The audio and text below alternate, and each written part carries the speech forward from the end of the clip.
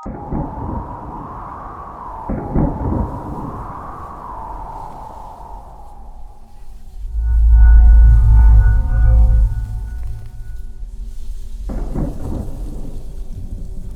கடவுளே, அங்க பாருங்க, அந்த படுபாவி பாம்பு மறுபடியும் வருது.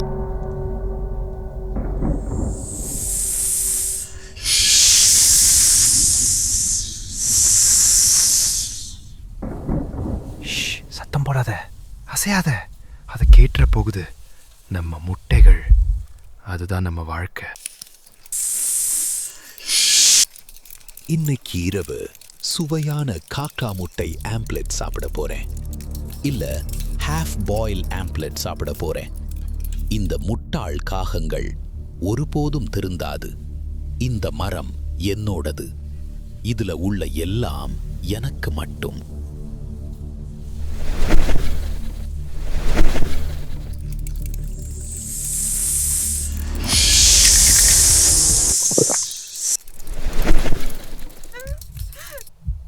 ஐயோ, அந்த பாவி என் முட்டைகளை நாசம் பண்ணிட்டானே.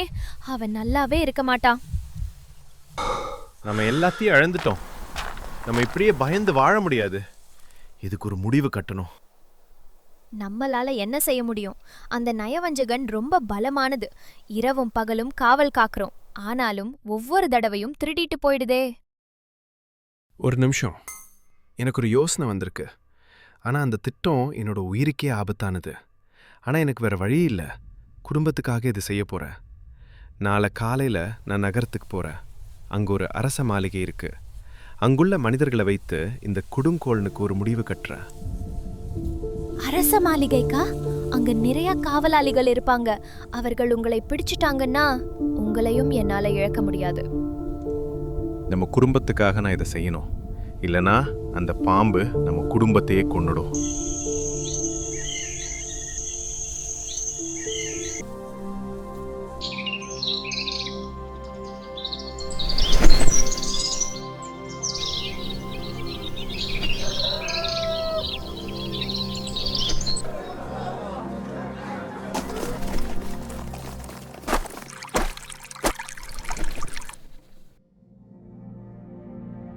இதுதான் எனக்கு ரொம்ப பிடிச்சது. எவ்வளவு பிரகாசமா அழகா இருக்கு.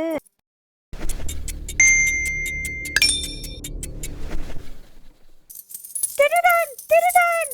அந்த காக்கா என் நகையை திருடிட்டு போகுது. அதை பிடிங்க.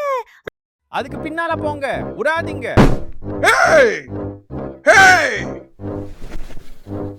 காகமே, உன் குடலை உருவி மாலையா போடுறேன் பாரு.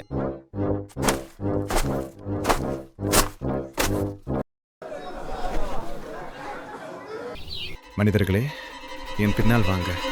இன்னும் கொஞ்ச தூரம் தான். காக்கா அந்த பெரிய ஆலமரத்துக்கு போகுது. வேகமா போங்க.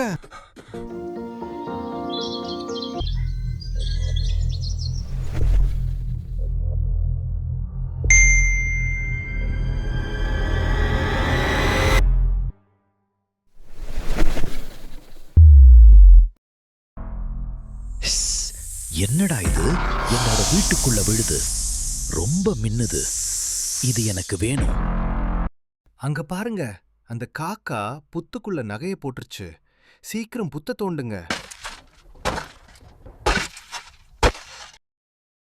என்ன பெரிய பாம்பு! வந்தா ஒரே போடுல அடிச்சு கொன்னுருவ. பயப்படாம தோண்டுவோம். வெளியே போங்கடா அயோக்கிய பசங்களா.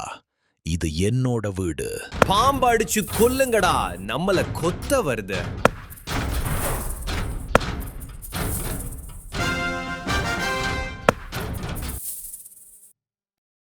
எவ்வளோ பெரிய பாம்பு! கொஞ்சம் விட்டிருந்தா நம்மள பரலோகம் அனுப்பியிருக்கோம். நம்மளை பிடிச்ச சனியன் போயிட்டு நம்ம யோசனை நல்லா வேலை செய்தது. இனிமே நிம்மதியா இருக்கலாம். ஆமா, இனிமே நம்ம குடும்பம் சந்தோஷமா வாழலாம். சில மாதங்களுக்கு பிறகு